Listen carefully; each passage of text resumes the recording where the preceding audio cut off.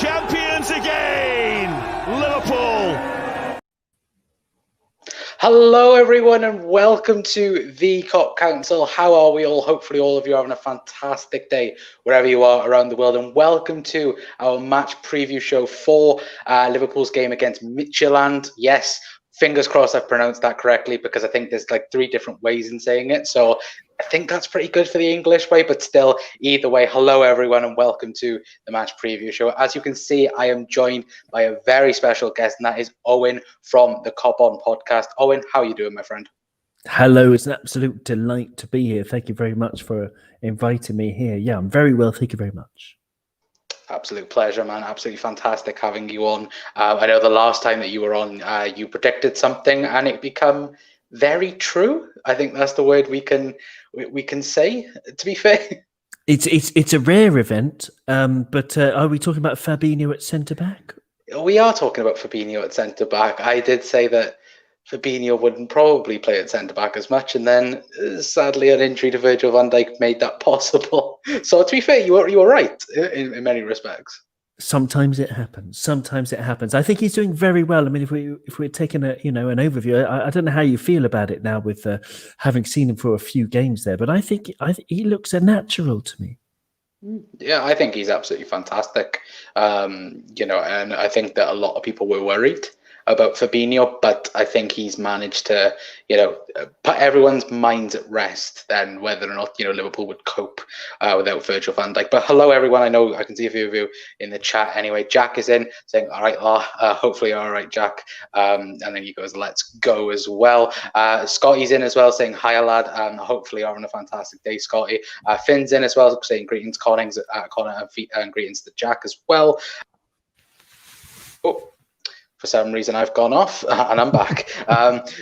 Jack says, evening, lads. I think that was with Finn and Scotty. And then Liz is in as well. How are you, Liz? Hopefully you're also having a fantastic day. But yeah, look, tonight, guys, we're literally going to be talking, about Midtjylland. There's a few injury news as well after Jurgen Klopp's press conference as well that we will be talking about in tonight's video as well. But Owen, I want to quickly get your thoughts on Liverpool's previous game against Sheffield United. Of course, Liverpool winning 2-1 against a very good, Sheffield United side. I believe I read somewhere today, though, that I think Sheffield are now among history, but in terms of bad history, I think that they were among like the sides that have had the worst starts ever in Premier League history, like the likes of Crystal Palace in recent history. I think they lost 7 in a row, but they're not doing as bad. At least they've got 1 point. But what was your overall feeling coming out of that game, and how did you think Liverpool played in general in that game? Well, the result is absolutely beautiful, and it put me in a really good mood because there was so much adversity in that game. I mean, records are coming close to the record for having the worst start to the Premier League campaign ever. Does not at all tell the story of Sheffield United this season. I mean, yes, they've been struggling to get it in the goal, but we did a preview on Cop On where we actually looked into the actual results, and they hadn't lost by more than 1 goal, and they played some really good teams. They were just very unlucky, basically. They're really unlucky to be where they are, and they're not a bad team at all. I have no doubt that they will, start picking up the points. I think Brewster will hit some form, and they just lacked a goal scorer, basically. But to come out of that game after the ridiculous thing. I mean, VAR already gets a mention, already 6 minutes past 9 was absolutely nuts. And I can talk about that for hours, but to come back from that adversity, okay, the formation, it doesn't work for me.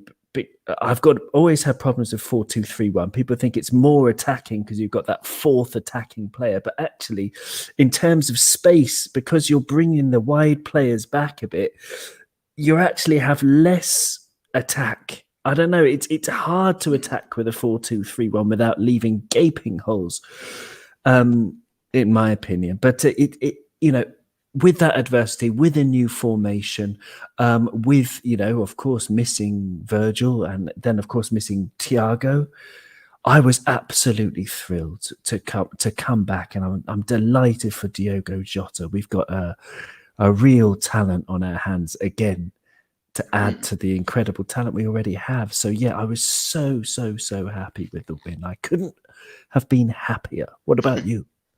I was, I said in our match reaction to that game, I was, not overwhelmed, but I was very happy with the result because of what had happened the previous week, against Everton and, VAR in that aspect of things, the injury to Virgil van Dijk, it was a really, it wasn't a terrible week realistically for Liverpool, but it was a very down week, if that makes sense. And I think now, of course, the result last week in the Champions League against Ajax, and now coming back after yet again another VAR, cock up, if you want to call it that. But I think it shows true.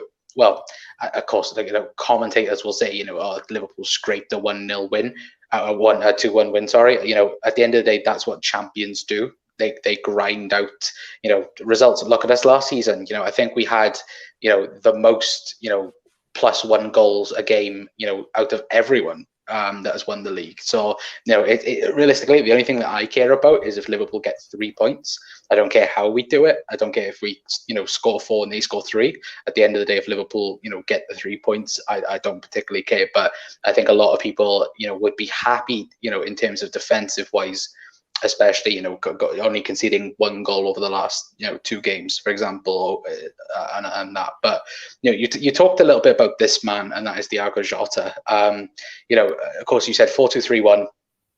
For you personally, doesn't, you don't like it, and it doesn't work for Liverpool. I can understand what you mean in terms of the gaps, because of course, I think with a 4-2-3-1, it's very narrow.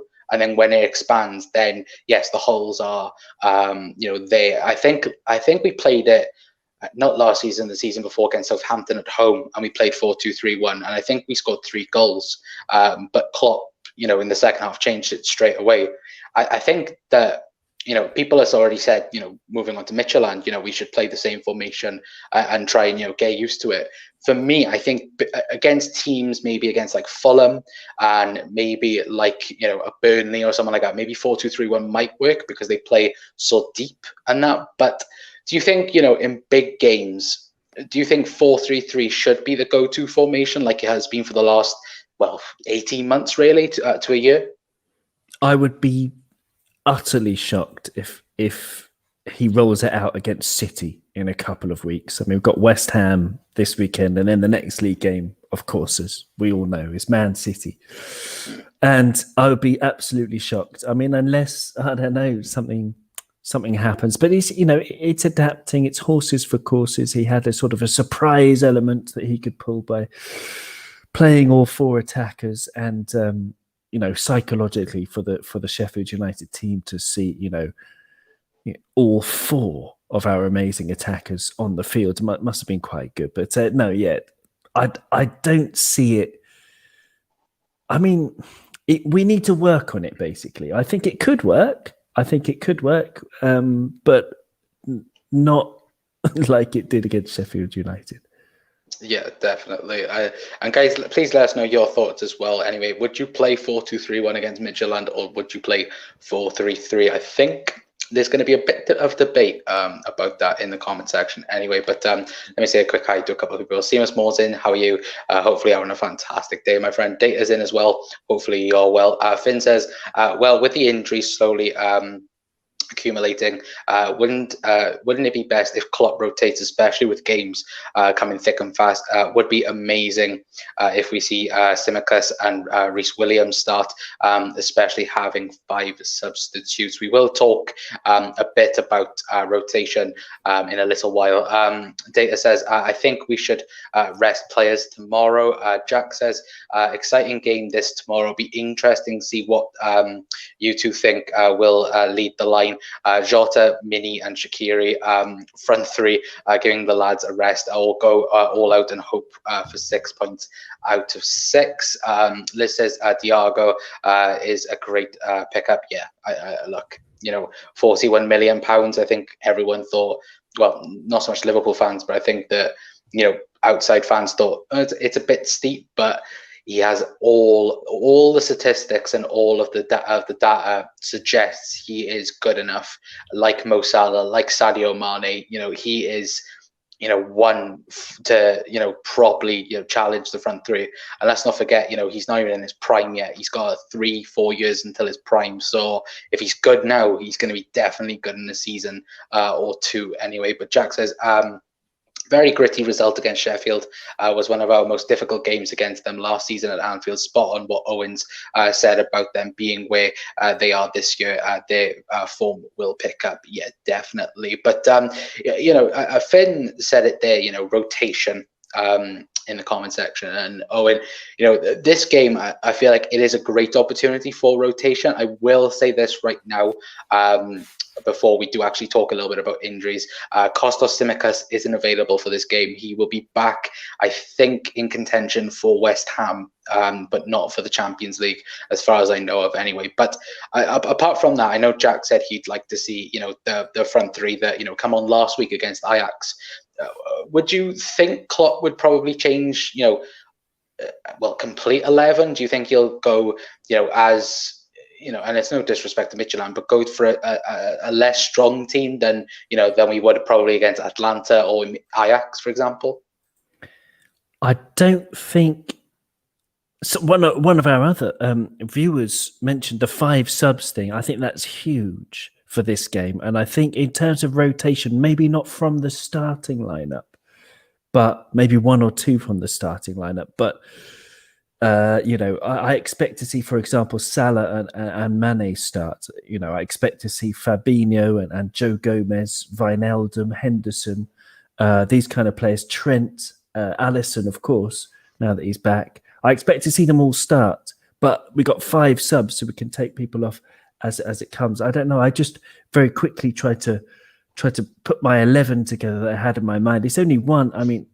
But I would bring Curtis Jones into midfield. I would play 3 in midfield with Henderson, Wijnaldum and Curtis Jones. I put Milner at left back because I really think Andy Robertson just could do with a break. No, not because, he's been unbelievably good, and I'm not saying he's particularly shown signs of fatigue, but it's just like... Yeah, long-term. Yeah, just like... wrap him in cotton wool because he's so important to us. And I know Tsimikas, he's got all kinds of, potential and things, but we might be able to get away with Milner at left back with this one, which might be controversial with some. I don't know. But I think that's what I would do. But what would Klopp do? Obviously, he knows more about sports science than I do. And he's also very unpredictable, but I think he would go for mainly a strong team as well. I think this is a little bit of a spoiler for the start 11 predictions, but I think, in my opinion, I think that probably only 3 places are guaranteed for this, and I think that's Allison, Fabinho, and Gomez. I think all the rest are probably up for contention because, like you said, fatigueness. Even though, all right, Robertson, Trent, the front 3, they could all play this game without a problem, but maybe then in 2 weeks' time, then we'll look at it and go, oh, maybe if they had a rest against Midtjylland, then, they could have performed better against, Manchester City, for example. So I agree. I think that, it's probably time to use the squad. Then if you want to realistically say, I think that we could potentially see the likes of Divock Origi being used for the first time this season. And I think Divock Origi, to be fair, has been a forgotten man for Liverpool, especially at the start of this season. Anyway, I know that a lot of people were asking for, new blood then, realistically, and we've got that in Diogo Jota. And Owen, I'll ask you this: do you think that Origi is now at the bottom of the pile because you've got, Jota, Minamino as well, Shaqiri looks to be ahead of him as well, and in that aspect, I think, do you think that maybe, like Liverpool are looking for a centre half, obviously in January, and I think if we were to buy a foreign player, we would have to get rid of one of our own foreign players. Do you think that, Divock Origi is up for sale, and do you think, he'll be shipped out in January if he's not, going to get game time at Liverpool this season? Well, I think it would come down to money mainly. I mean, if Liverpool got a decent offer, then there's no real reason to keep Divock because he is down the pecking order. If he's in a 4-3-3, if he's competing with Bobby Firmino for the sort of central position up front, which he plays differently, of course, then, Taki's in front of him for that. And also with Jota, I mean, it's just a better team if you have Jota in the team, perhaps Mane central and Salah on the right, or you could rotate, do whatever combination you want of those front three if you don't play Bobby or Taki. So we've got lots and lots of options. So, yeah, I would say Origi's sort of at the bottom of that pile. He doesn't have match practice, of course. But, yeah, he's a difficult one. Does Klopp bring him in? Because if he doesn't, then what's the point of having him there, especially now we're out of the League Cup? And I don't know. He just seems to be there as sort of cover if we get injuries, and we don't have injuries. So I wouldn't play Origi. I just think if we can get 2 wins from our first 2 Champions League games, that would be amazing. If we can avoid going into the last game like we have done the past couple of seasons in the group stage, needing a win, then that would be marvelous if we could take some of the heat off the league campaign. So for me, starting any of Taki or Diogo Jota or Bobby Firmino up front, or Sadio Mane moving into the centre, all of those are ahead of Divock for me. What would you do? Would you start Origi? It's a hard one. Like you say, if you do keep him out of the team, then I think the writing's on the wall. In my opinion, I think he is going to be shipped out in January. I think if Klopp didn't have plans for him, then I think he would have got rid of him in January. But then it's like you said, for the right price, and I think that's Liverpool's 100% motto at the minute is like if we can sell a player for the right price, like Dominic Solanke a couple of seasons ago and Jordan Ibe, getting the full out of them. And to be fair, you can literally say on Divock Origi's resume, look, he won the semi-final against Barcelona, scored the winning goal in the UEFA Champions League to win Liverpool the Champions League. He scored important goals, in Liverpool's, Premier League seasons over the last couple of years, against Newcastle, Everton, that, memorable goal. And he has very memorable moments, but I feel like in his Liverpool career, I don't think Divock Origi has had a spell of greatness, if that makes sense. Because with Mane and Salah, you could probably say, over a small little period, they've been fantastic here. Divock Origi, it's very small, pieces. I think though that is, due to him being out of the squad because of Mane and Salah. But still, before Mane and Salah turned up, Klopp shipped him out to Wolfsburg, and he had a terrible season out in Wolfsburg. Klopp had to keep him then, and then he become a Liverpool legend then in many respects as well. But guys, let us know in the comment section down below. Let me scroll up the chat here because there's a few of you guys in here. Data says Sheffield United are solid, Liz.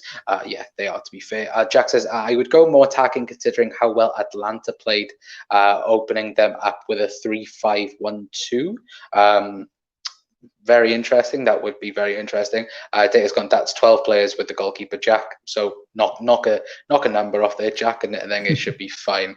Liz says, I think Klopp will start strong and sub early. That is the potential of it as well. Jack's gone, whoops, Data tried to sneak on an extra player on, and then he's gone 3-4-1-2 as well. Liz has gone, agreed, Klopp needs to protect Robbo from himself. He plays 150%. Yeah, he does. Robbo, for me, has been one of the players of the season, for sure. And I think Owen can agree with it. I think it's probably between him and Fabinho, I would say. Would you agree with that? Well, Mo Salah and Sadio Mane, of course, have been unbelievable. True, that is true. But no, Robbo's been unbelievable. He's a joy to watch. He's everything is just brilliant. It's getting better and better. Like, he was unbelievable last season and the season before that, but he was better last season than the season before. And then this season, it looks like he's even going to get to even another level, which is it's quite hard to imagine. I mean, he's Scottish. I mean, I was walking around the other day thinking about him, thinking Robertson, because he's Scottish and the reputation of Scottish players, unfortunately, is not very good around the world. But, that old thing that if he had a Brazilian name, he would be worth 100 million pounds easily, because he's the best left back in the world, him and Alphonso Davies. Although he's better, I think, because Alphonso's still a bit raw. And I hope he gets well soon. Apparently he had a horrible injury. But anyway, yeah, Robertson's been up there with the best. Unbelievable. But as your viewer said, he's got to be protected from himself a little bit, maybe, because he is that 100% of commitment all the time. And as someone said on Cop On the other day, he's like one of us. If one of us won the lottery and we were good enough to play for Liverpool for one game, then we'd play like Robertson, wouldn't we? Absolutely hell for leather. Yeah, I think everyone would, to be fair. And yeah, I think, I can see a couple of people say Mane and Salah. Yeah, Mane and Salah have been fantastic as well. But yeah, I think for me, it's between Robbo and Fabinho. But still, I think there's even more players' names that could be mentioned as well. But data says Origi is past his sell-by date. I love the guy, but he offers little. Yeah, I would have to agree. Finn says that if there's a game to rotate, this would be good, especially next three fixtures would be hard as we face a tricky West Ham, Atlanta, and City before the international break. Yeah, we do have now a very tough couple of games, because even after West Ham, Atlanta, and Manchester City, we have Leicester City straight after that, after the international break, which, it's a very tough game. Of course, they beat Arsenal last night as well. But yeah, let me read a few more of your comments anyway. Finn says, think it's better to sell Origi as we have Takumi, Jota, who plays wing, and even a striker. Plus, it creates more pathways for the academy players to the first team. Yeah, absolutely. I personally think if probably Harvey Elliott was still at Liverpool, I think Harvey Elliott would be ahead of Divock Origi at the moment. I know Mickey, as you guys know, Mickey's a huge fan of Harvey Elliott, and I think that all of our group is a massive fan of Harvey Elliott. So yeah, that would be amazing if he could come into the team. Let me scroll back up for a second, because for some reason the chat has skipped. Where we buy? There we go. The data says, yeah, sell Origi and put the fee forward to buy Mbappe. Mbappe 2021. Anyway, there is news anyway in terms of Mbappe. I know that KL sometimes comes in here and tries and spark up the old Mbappe rumors, but the news realistically in terms of Mbappe in the sense is Liverpool and FSG are looking for an investor.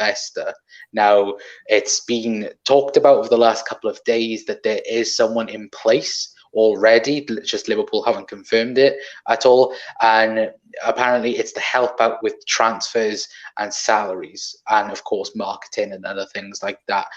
Owen, if Liverpool were to, of course, FSG are not going to sell, it's an investment, don't worry guys, we're not going into some madman's hands, don't worry, but having an investor come in and help with money in terms of trying to have a look at buying players, do you think that's a sign that Liverpool are looking at Kylian Mbappe? Because of course the summer coming up, he has 1 year left on his PSG contract, and it's very interesting. And of course you have the whole story with Jadon Sancho as well, being rumored. Do you think that any of them two could join Liverpool in the next next year? It's a very tricky one. I very much doubt it with Mbappe. I really do, unfortunately, because unless we do get a considerable investment, because we can't afford him. But even if, let's say, we could afford him, so we do get the investment, and let's say that it's not some hideous, criminal organization or, dodgy people who come in charge. And, I don't know, they give us loads of money so we can suddenly afford Mbappe.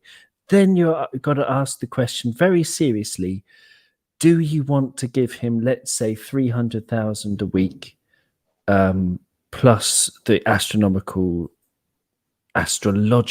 almost transfer fee? It's sort of going into the metaphysical. Like you won't even believe it. Probably 200 million, 250 million if Neymar was 220 million. So you got to say, do you want to do that really? Because yes, he's sort of the new Pele and he's at the beginning of his career and he's likely to have 9 years where he scores 25 goals minimum in a season. So it's sort of like guaranteed brilliant player. Okay, brilliant player. But it's not Football Manager, like as tired a saying as that, but it's really, you've got to really think about the reality of this. So he's on 300 grand a week. Mo Salah automatically goes to the new owners and they say, okay, I want 300 grand a week. And if we can afford it, if we get enough investment so that everybody gets a bumper pay raise, then everybody in the future who's going to join Liverpool will also, exactly like Manchester United now, they're going to all want massive wages. Massive money. Yeah. And it's a big problem in a squad for squad harmony. If I look at PSG now, the reality of it is, you've got Neymar and Mbappe on incredible contracts, like eye-watering amounts, compared to someone like Colin Dagba, who's like a reserve right back on the bench. Sometimes he plays in league games and things, and he's on about a tenth of what they're on, basically. So what it creates in terms of dynamic in the dressing room is like, well, Mbappe and Neymar, they are the kings and we are the little men. You know what I mean? And it's I don't like that. I really don't like that in a football team. And I think for success, you need three things. You need quality, you need effort, and you need togetherness. You need these three elements to be perfect. And Liverpool have had it in the past couple of years. But if we start to get a dynamic where some people are more important than the other, then the togetherness is not there, and everything collapses, like a house of cards. So I would be very cautious about signing anyone on astrological wages. I don't know. I fully get what you mean, and I get absolutely what you mean. I think the thing I'm thinking of, of course, obviously we don't like Footy Manager to be real, but it is that sense. We can't have people that are unavailable to us. And then, like you said, if Mbappe was to be offered, 300 grand a week, then the likes of Mo Salah would want more, Virgil van Dijk would want more, and then it would pull apart people then, because look at it, even though it's not big, on a big scale, but, look at Gini Wijnaldum's contract, that's kind of been, I think, forgotten now in a sense, but think about to a month and a half ago, maybe 2 months ago, all that was up in the air, and that just over a contract extension. So that's let alone our actual pay anyway. But for me, I think that the one thing that actually helps us is the fact that Nike are in at the minute, and of course Mbappe being a Nike athlete and being the face then of Nike now, because Neymar has gone to Puma now. So realistically, they've now forced Mbappe into the main role. Now I would agree as well. Maybe he might stay at PSG until his contract expires, and then maybe we could get him on a free. But I can't see that happening at all, because PSG will just lock all the doors and get him to sign that contract no matter what. But it will be interesting anyway. But I think if the investment does come in and everything is right, with FSG, of course it'll help Liverpool long term as well. But let me read a few more of your comments. Marcus said, Liz has said Mane and Salah too. That was with what we're talking about, player of the season so far. Trent for Mark as well. Jack's gone. It's crazy how Robbo has been so consistent. Rapid and Cornwall, the classic teams in the 60s and 70s, always had Scottish players in the roots of our history. Yeah, absolutely. Like, Kenny Dalglish, obviously he's the most famous Scotsman to play for Liverpool, of course, and many others as well. Liz has said, Mark Forrest, Trent has had a shaky start, but he's on it now. Yeah, I would agree with that. I think that Trent's, especially the first two games, actually no, the first game against Leeds, he was poor, but now he does look to be on it again, and hopefully he does continue to keep being on it anyway. Mark says, yeah, I know, but I can't see us without him. Yeah, it's true. Liz has said, unpopular opinion, I don't really want Mbappe for Liverpool. I don't think you're alone, but Liz, I think there are a few people that are, they don't want Mbappe. They would rather get a Sancho, for example, or look like a Thiago Jota, try and look for that type of player. So you're not alone in that aspect of things. Mark says, I agree. Finn says, yes, Mbappe would be a great signing, but afraid that he would displace the team in terms of his salary. Yeah, exactly what Owen had to say. Mark said, I like him. I just think it's too much money. Yeah, it probably is. And then it says PSG print divas. Yeah, like look at Neymar, for example. The whole reason why he left, to go to PSG was because he wanted to be the main man at Barcelona. And now look what's happening with Barcelona. They're in, well, shocking in terms of finances, in terms of transfers, in terms of presidents. They're having all that debate at the minute and that. So it's not a good time at Barcelona at the minute, but still, Neymar. I think Barcelona have been the same since Neymar has left Barcelona. Data says, sign Sancho just to wind up United. It wouldn't be the first time, that we've stolen a transfer from Manchester United, of course. You've got Thiago, you've got Mane, you've got Fabinho, you've got apparently Virgil van Dijk as well that Man United were interested in. So, they can just watch us win title after title and watch them, struggling for fourth place at the moment. But look, there is other a little bit of news anyway. I haven't got the graphic on here. I forgot to add it, which me being stupid, but Liverpool will move into our new training facility at Kirkby it is in the November international break, I believe. So practically the Manchester City game will be the last game that we will train at Melwood, which is kind of a sad thought, really, because of course when you think of Liverpool, you've got Anfield, and then you've got Melwood, I think we all look forward to watching on YouTube, for example, watching new players on the signing days, go to Melwood with the shirt and that, and I think everyone we've all known what Melwood looks like now. We all, have Melwood as a part of Liverpool. But realistically, moving to the Kirkby training facility, will improve Liverpool off the field, as well as on the field as well. But Owen, does it feel like an end of an era type, really, or do you think that it is obviously the correct move to go to Kirkby and the new facilities to try and push this Liverpool team even further? Yeah, I mean, it's sort of synonymous with the club, really. You think of Liverpool, you think of the Melwood training ground. It's going to be strange to not be able to say that anymore. But it's, for me, it's a sign of a healthy club, because we're not dwelling on the sentimentality, which is what we were guilty of in the 90s. I saw John Barnes on Twitter yesterday defending something he said on an interview about Roy Evans, saying that basically Roy Evans didn't really coach us in the 90s, which was out of context, because John Barnes was saying, well, he was just sort of continuing the tradition of the boot room of Shankly, Paisley, Dalglish, Fagan, all of those guys, and Roy Evans was very much a part of that, and his style was to be relaxed, very similar to Ancelotti, actually. Apparently, if you listen to players talk about his style, like, he's very laissez-faire. They can do what they like, as long as they give me a performance on the weekend. That was the kind of attitude, and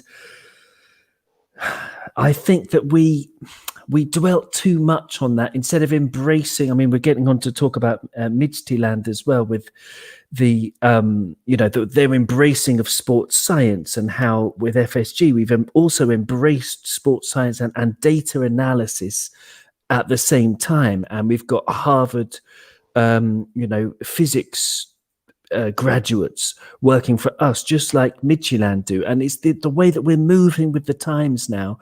And Melwood is outdated. You can, for example, get an Airbnb at one of the houses overlooking Melwood, and you can see onto the training ground, and you can see, you can watch us train and see what our set piece moves are for the week. It's absolutely ridiculous. So, we do need to put sentiment aside and get the best facilities in the world, and this will attract the best players.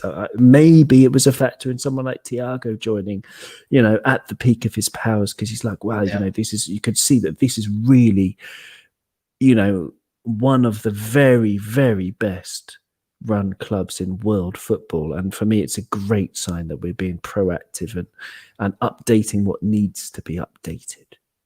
Yeah, absolutely. I couldn't agree more. And, you talked about Midtjylland, then let's actually talk about, Liverpool versus Midtjylland, really. And let's talk about the opponents. Of course, in the group, we've got Ajax, Atlanta, and Midtjylland as well. Of course, Midtjylland losing, I believe it was 4-0 against Atlanta as well. But, Owen, how have you felt about Midtjylland? Because I know that, when the group was actually drawn, and I know we were, we're all holding our breath realistically to find out who we were going to get, because, we could have got Atletico Madrid, we could have got Dortmund, we could have got Barcelona and that. And then we ended up, of course, getting Ajax and Atlanta.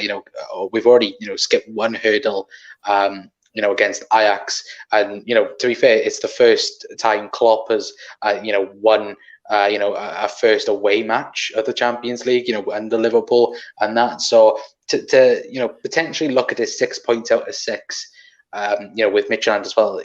Do you think there's kind of like a Salzburg to them realistically, and they could upset the cart again like Salzburg did last season at Anfield?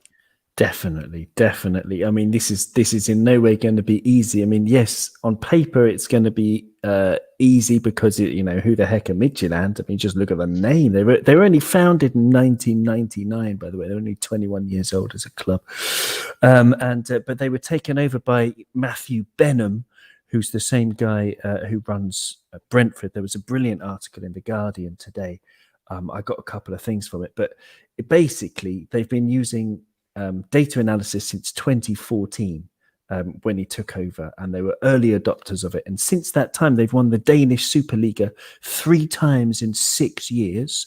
Okay, it's the Danish Superliga, but you can only win your own league. You know what I mean? And it's the first time they qualified. They beat Ludogorets, who are serial qualifiers for the Champions League. They beat them in the Champions League qualifiers.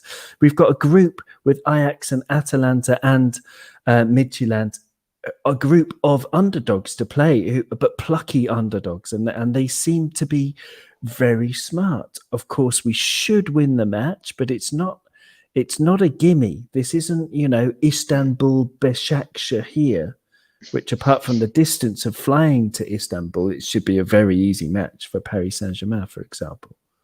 But no, I think it's we should underestimate them at our peril. Well, yeah, and I believe Martin Skrtel plays for Istanbul, to be fair. So former Red, hopefully, he can maybe put a nice tackle on Neymar, for example. But look, I think Midtjylland, I think it will be like a very similar game to, the Salzburg game, because, I think we all looked at Salzburg and we were like, Austrian league, it's not really the Premier League and things like this. And then look at the players that they drawn out, Erling Haaland, probably one of the best now strikers in world football, Takumi Minamino, of course, playing very well. And I think Klopp uses, the Champions League in particular to look at talent and go, I'd like him at Liverpool, and even and then they scout him, they research him, and then find out if they're good or not. Because I believe Liverpool, we're looking at, I believe, Daka from Salzburg as well, and I think he impressed last season as well. So the Champions League, of course, is a huge occasion, especially for the players of Midtjylland as well. Going to try and play against the champions of England as well. So there's opportunity there in many respects, but. Of course, we spoke. They lost to Atlanta, but apparently they played well for like the first 15, 20 minutes, but then the more experienced Champions League side in Atlanta did take them apart anyway. But let's move on then to the Liverpool news, and there is some big news then in terms of Liverpool, and as I can get it up on the screen right now, and that is concerning Thiago, Matip, and Naby Keita as well. Of course, James Pearce, good old reliable James Pearce, saying Klopp on Thiago, Keita, and Matip. I don't think they will be available. It looks like they need a few more days, which we were talking about rotation really. And realistically, it's unfortunate that those three are out, because maybe if them three, were available, then they would definitely start, in my personal opinion. But there is good news in some aspects of things. In another tweet, I think James Pearce did say that all three of them should be available for West Ham. Thiago, I think, is probably the one that's a bit dodgy. I think Klopp even said in the press conference earlier on, saying that if he has another knock, then it will be a bit more of a delay for Thiago. But as things look at the minute, he should be okay for the weekend. Owen, do you think all three of them would have started if fit? And do you think that because all three are not available, do you think then that they will probably more likely start on the weekend then against West Ham? I wouldn't take any risks whatsoever. The calendar is ridiculous, especially, okay, Joel Matip is retired from international football, but if you're an international footballer, I believe you're not going to get 6 days off until February. You've got games every 3 days until February if you're an international player. Maybe with internationals you get a few days to travel and join up with your team, but okay. Basically, it's nuts. The calendar is nuts. I would only play the players when they are as fit as possible, because rushing anybody back makes no sense whatsoever. Had they been fit, yes, I think they would have started, because I think Klopp wants his best players on the field against Midtjylland. More or less, he might make one or two changes, but it will be a very, very strong team tomorrow, in my opinion. So yeah, Thiago, you would start him every match if he was fit, wouldn't you? He's just a joy, a jewel. Well, it's like I think you can say this as well. Every time you say Thiago Alcantara, it just brings a smile on your face, because just knowing he's a Liverpool player, and it just and I've said this to a couple of other people. I don't think there's ever been a player in Liverpool's history, maybe, that when he has signed, he has been the top dog, if that makes sense, and being simply world class, and just watching the games against Chelsea and Everton. By far, man of the match in the Everton game. He is just something special, isn't he? And I think when fit, he offers so much to Liverpool overall. But that Liverpool midfield that's been criticised, really, not so much for Liverpool fans, but in an outside aspect of things as well. And to have him in there, it's an added bonus, isn't it? Oh yeah, it's way more than that. Yeah, it does make me so happy. Yeah, of course. It's so.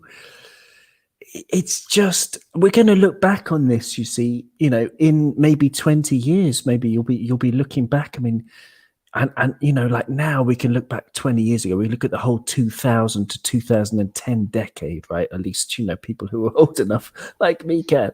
And you can, you got a real sense of perspective. Like, do you remember when Torres signed? The joy of watching Fernando Torres scoring week in, week out, that link up with Gerrard. The whole rise of Steven Gerrard through that decade into like just an unbelievable player. But when you're going to look back to this time now, when it'd be like, yeah, do you remember we had that COVID pandemic? And do you remember we signed Thiago and everything changed? because this is such a next level signing. He's just glorious. I mean, James Milner looks at him like that. You know what I'm talking about, with that training little flick and volleys that he was doing. James Milner's like double taking. Like, what the heck is that? Yeah. We got really one of the best players of his generation, and we're going to get to see him. It's almost like, can't wait to see him play every single time. Like, hopefully he'll stay fit for years, for a couple of years at least, and we can just enjoy this guy because he's a phenomenon. Somebody said, what did they say?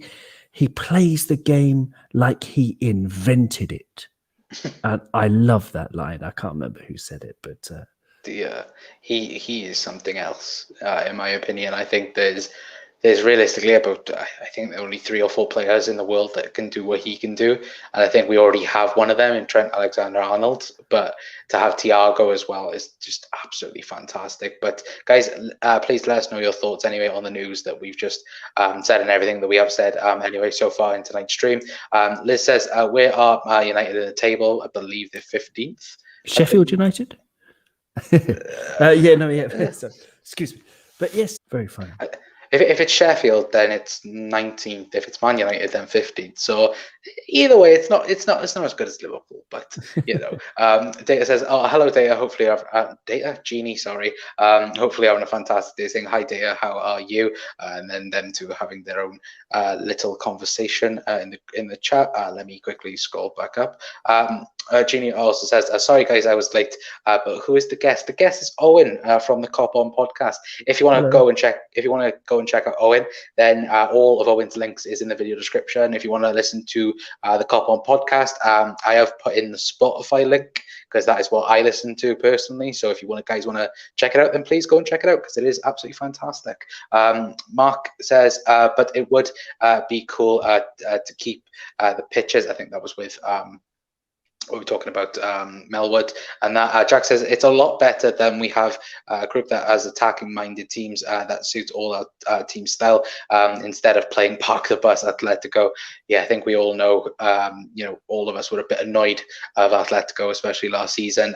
Yep, at least says Mark. Thiago trained alone today. Yeah, he did do light training today, but he's not in contention for the game against Midtjylland. Then I have to think then who we were playing then, even though we have said the name quite a lot in this stream. Liz says, is anyone else just used to Matt being out? Yeah, I am at the minute. It is sad because when he is fit and available, he's probably one of the best Premier League centre backs there is. Probably Van Dijk, Laporte. Would you then agree, Matip? It's interesting. I definitely wouldn't put Harry Maguire there for sure. He would be a lot lower in my list for sure. But yeah, Liz says, Manx, I hope Sheffield climb up the table. Yeah, I hope so as well. I hope they can get up to mid-table, 9th, 10th, because I think that bracket now is so, good in terms of, you've got Leeds, you've got Wolves, you've got, Everton. Even though, don't really want to say Everton, but Everton, could be a good mid-table team, and Sheffield as well. And I think Sheffield are having the similar, thing that what Burnley had a couple of years ago when they finished 7th. They're having the second season syndrome and having, now the downfall of it. But they'll be fine. They're not going to get relegated or anything like that anyway. And hopefully Ryan Brewster can score 20 Premier League goals as long as it doesn't affect Liverpool as well. But yeah, I kind of wanted then to move to this man, and that is Allison Becker, of course. Him coming back against, in the weekend against Sheffield, and of course, Allison did take part in the press conference today. I was talking a bit about his injury as well. If I can get it on your screens right now. So this is what he had to say. It's good to be back. I'm really happy. I had top physios on my side to help me. accurate at the recovery process.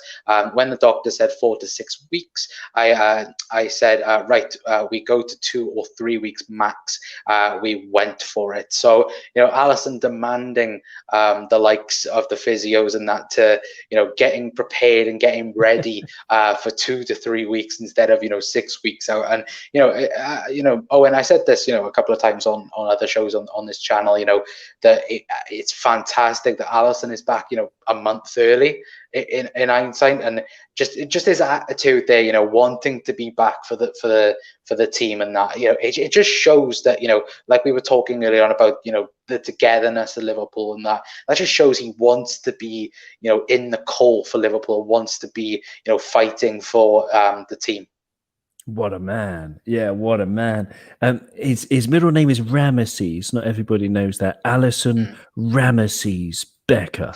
And, I think he sort of acts a bit like a superhero, like a sort of demigod kind of thing on many occasions. And here's another one. I mean, you've seen Pulp Fiction with Mr. Wolf, and he says, he's on the phone and he's the guy you call when you've got a problem. And he says, well, that's 20 minutes away. I'll be there in 10. Because he's the ultimate kind of cool guy. This is Allison Becker. If you were to have, a picnic in the park, would you invite Allison Becker? Of course you would. If you were having a picnic, go on. I'd invite him to my house, and he can stay as long as he wants. Exactly. He can crash on the sofa anytime he wants. Okay. Would you do the same for example, Harry Maguire? I wouldn't. Not because he's nothing to do with him being playing for a rival team. I just think he's a bit of a knob. Same with Jordan Pickford. These kind of players, Richarlison. You just wouldn't have a picnic with them, nor would you let them sleep on your sofa bed. But Allison Becker, any day of the week. Top guy, brilliant player. We're looking at his save percentage. I've just got a few stats about it. It's very much down, but I think it's going to go up because he's down to like 0.55% for the season, which is very, very bad actually. That's sort of Jack Butland for Stoke levels, but I don't care because he's coming back, and just the general aura of security that he gives. Is a delight for everyone. But I mean, are you concerned about that at all? Because if you actually look at his stats, he has gone down from a 77% save percentage a couple of years ago to 55%. Can you see any kind of regression, or am I just getting a bit paranoid? I think it's a little bit of getting paranoid, in my opinion. I think that the problem is with stats. Stats are very good, but sometimes they're very misleading. And I think that if you look at Allison in big, look at the Arsenal game, for example, he had 3 shots against him, and one of them was a 1-on-1 with Lacazette, and he saves it. So, in that, and then he saves us, points, because realistically, if they had scored that, would have gone 2-2, and then maybe Liverpool might not have got the 3rd goal in that game. And the penalty against Chelsea as well, 2-0. To be fair, I think it was Roberto Martinez for Everton said that 2-0 is the most dangerous scoreline in the Premier League. And sometimes it can be, because you can leave yourself very vulnerable, and then, teams get back into it, and then the momentum is just swayed then to the other team. And I think Allison, I think a lot of people, for some reason, they were on about, like Allison's build over the last couple of from when he played, signed for Liverpool till now, is changed. He's got a lot more he's gained a lot more muscle weight, and people really questioning that and that. But if Liverpool are happy with it, if Allison's happy with it, then I'm happy with it, because I think, for me personally, I think obviously I'm gonna kind of be biased, but for me, I think he is the best goalkeeper in world football. I just think injuries at the minute, that's the only concern, because now what's this now, the fourth injury since he signed for Liverpool that he's been out for. Of course, obviously the injury last season where he was out for 10 games. He had another injury, lucky, well, not so much lucky, like, because obviously lockdown and that, and obviously COVID. But he was injured, just before the Everton game, and then come back. I think he had another injury during pre-season this year. That I think he was out for a game, and then the one recently. So for me, I think injuries are creeping up, and hopefully that isn't the case. Hopefully it's just a bit of unluck, then, if that makes sense. But I think that I think he's fine in terms of performing well for Liverpool. That, if that makes sense, and performing on the big stage then. Well, yeah, okay, but I do think it's. I agree with you. Okay, I think he's brilliant. I do think he's probably the best goalkeeper in the world. But I mean, this thing. I'll just show you what's in front of me here. Save percentage at Roma was 81% of shots, and if you think about it, I mean, to give you some off the top of my head averages, like anything above 70% is incredible. Most goalkeepers are around 65%. Adrian's on about 55% or 50%. Jack Butland last season was 58% for Stoke, and he had a really bad season. When he had a good season, when he got into the England team, he was up at 77%. Yeah. So 81% for Roma, that was the 17-18 season. And then in 18-19, when he signed for Liverpool, 0.771, 77%. Unbelievable. What a season.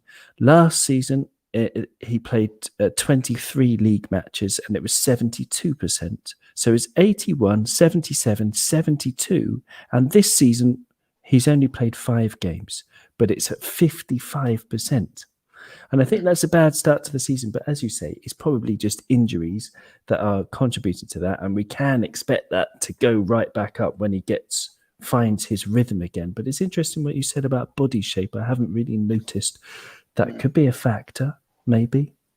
I've only I've had conversations with other Liverpool fans, and that's what I think. I think one of my friends as well, that's also a Liverpool fan, he was saying, Allison does look a lot muscular, or muscly, since he signed. So I don't know in many respects. Maybe that's a thing that they're doing now, but I personally, I think that he's probably the same. He's the same brilliant Allison Becker that signed for us. And I going back onto the point that you said about you'd welcome him into your home and things like this, and you wouldn't to Maguire and Pickford. I'd absolutely agree with that, because whenever you look at Allison, he just has so much charisma about him, and charm, if that makes sense as well, because he's so whenever he speaks or anything, you're intrigued to what he's saying. When you listen to Pickford or Maguire, you just think, oh, just get it done with. I don't know if anyone else is like that, but it's like that with Virgil van Dijk as well. The way he speaks and that, it's very elegant, then, if you want to call it that, and they're just beautiful men. They're fantastic, and I'm glad they're Liverpool players anyway. But let's get on then to starting 11 predictions.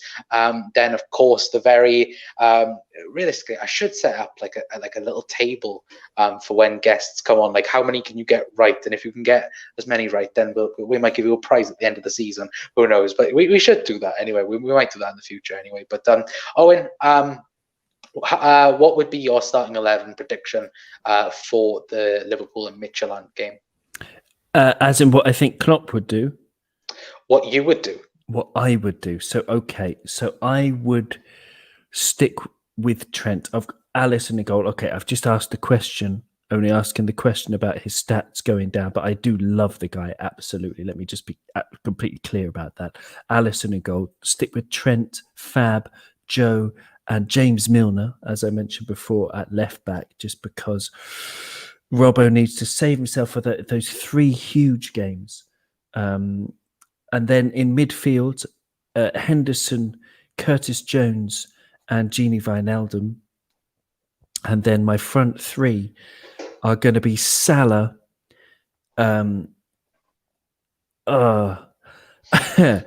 Taki, and Mane. I would not be unhappy if Klopp did something completely different. But that's just what I would choose. Yeah, it's very interesting. It is very interesting what Klopp is going to do, and I think it's kind of like it is a lottery guess.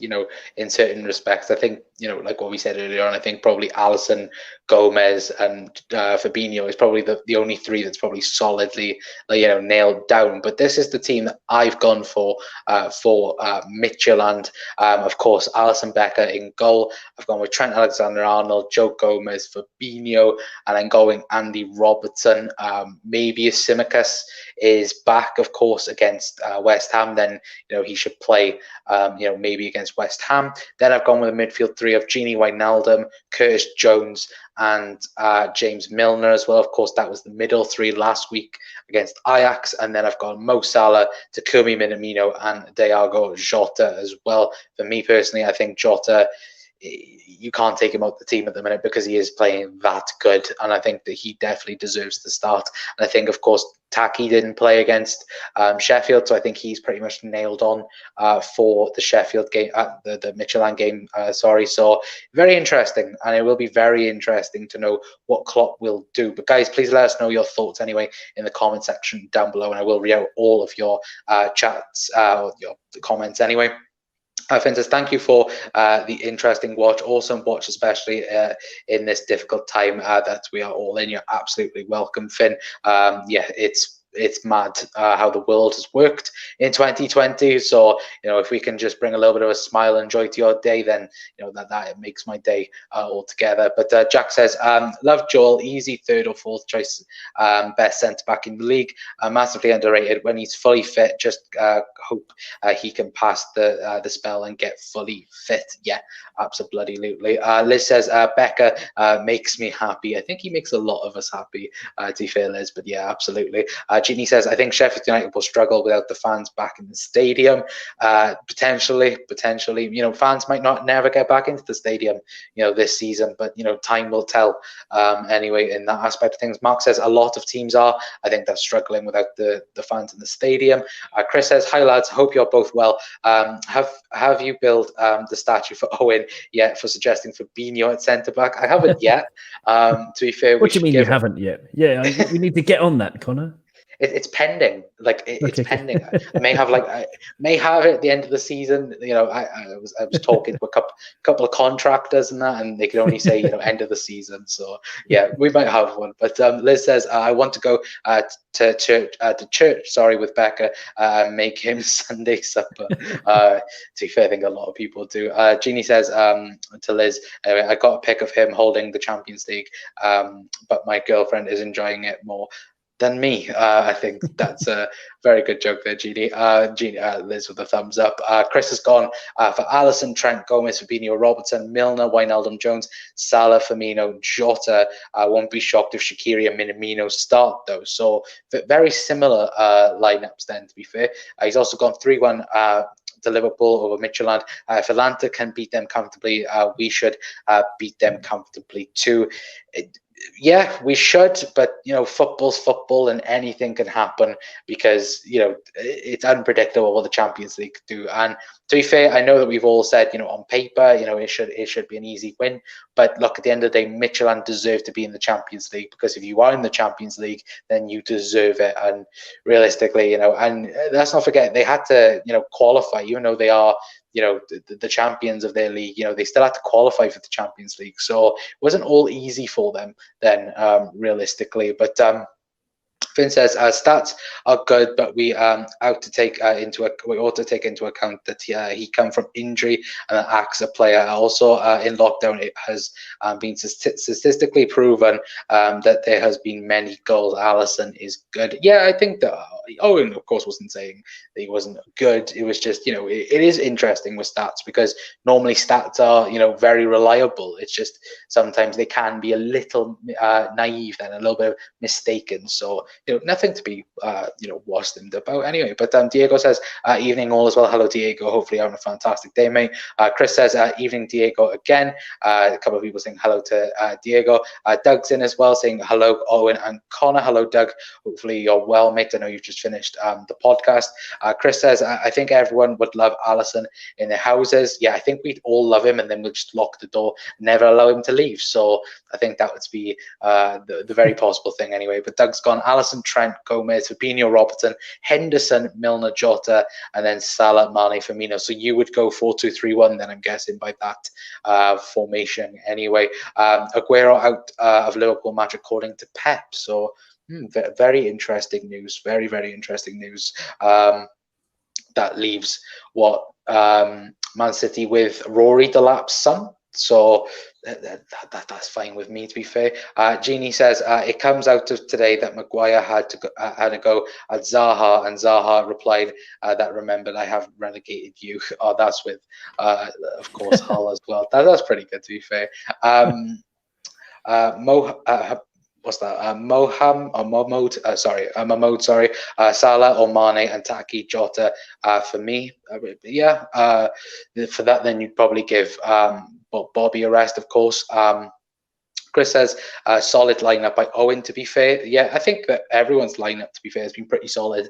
And to be fair, I think either one of them could be Midtjylland, and then he's got Taki, Jota, Shaqiri as well. It will be interesting to see what he does do.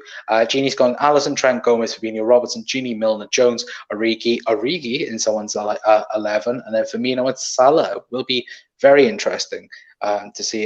Diego's gone FC Midtjylland, first ever Champions League game is away at Anfield. Well done to them. Yeah, look, they're facing the former European champions. They're facing, the current Premier League champions.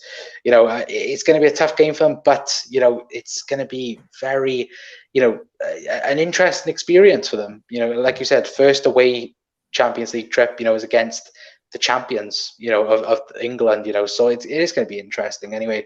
Owen, do you think that, it's a good thing for them, to get the exposure, facing Liverpool?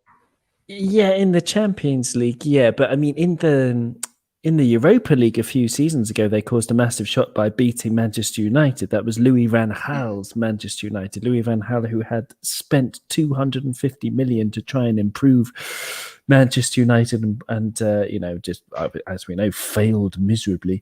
But there was a player who was a youngster at the time called Pione Sisto, who played for them back 4 years ago, whenever that was, and now he's back and he's playing. He was at Celta Vigo. It didn't quite work out, but now he's back at Midtjylland. He's a Danish international player, and he's very he's your classic flair player, where he can have 3 quiet games and then be the best player you've ever seen for a game. So he's one to watch, definitely.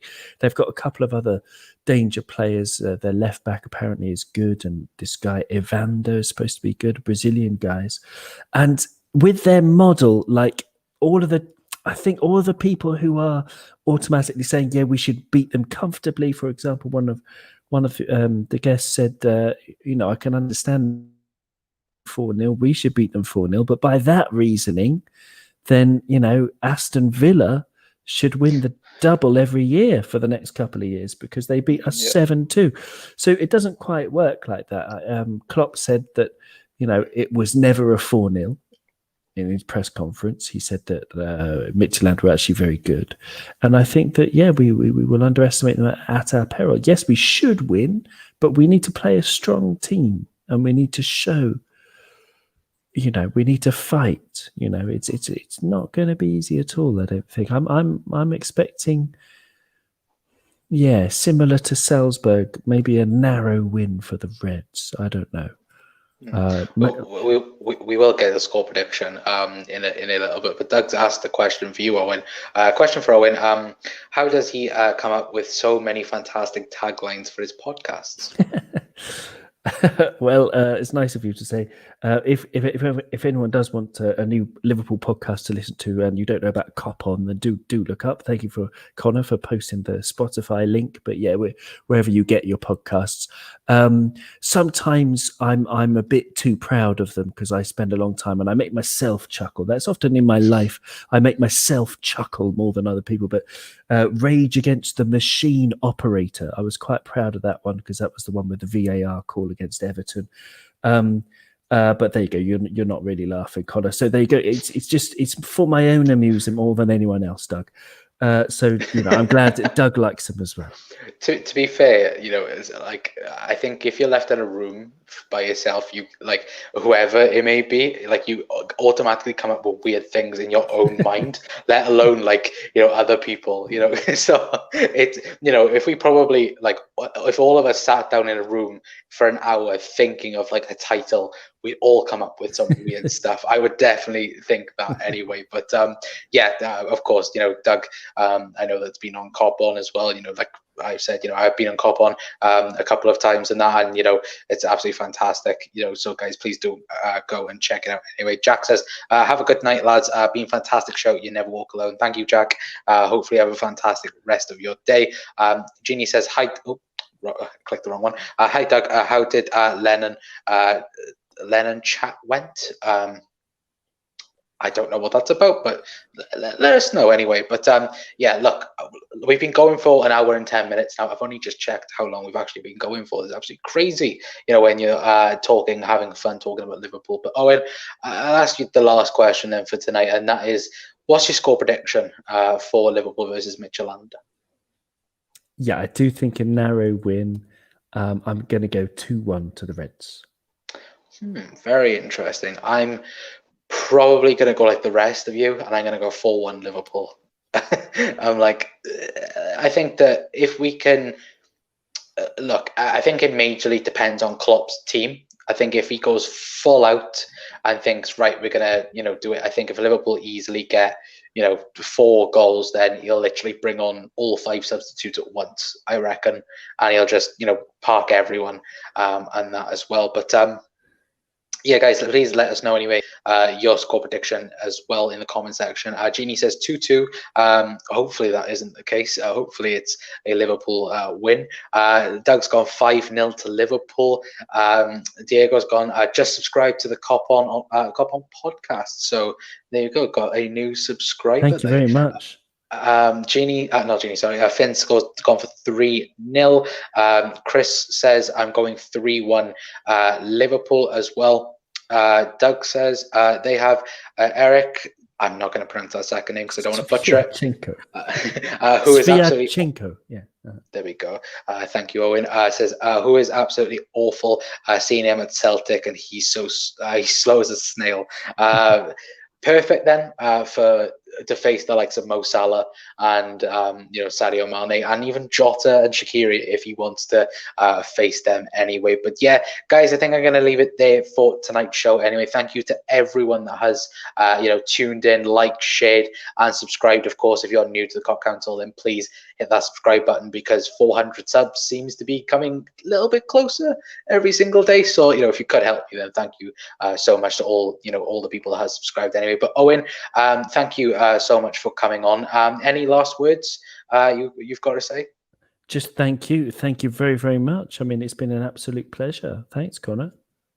Absolute pleasure, man. And yes, I know everyone, Owen was right with the Fabinho's things. I will listen to Owen a lot more. I think Owen is, the probably one of the most wisest Liverpool fans that I know. So probably, yeah. So there we go. So I will try and try and get to Owen's words as much as possible. But yeah, thank you to everyone that has, like I said, tuned in to tonight's stream. Thank you yet again to Owen for coming on. Absolute pleasure having him on, and thank you, like I said, to all of you guys as well. But until next time, guys, that's going to be it from us. I've been Connor from the Cop Council, and we will all see you all later on.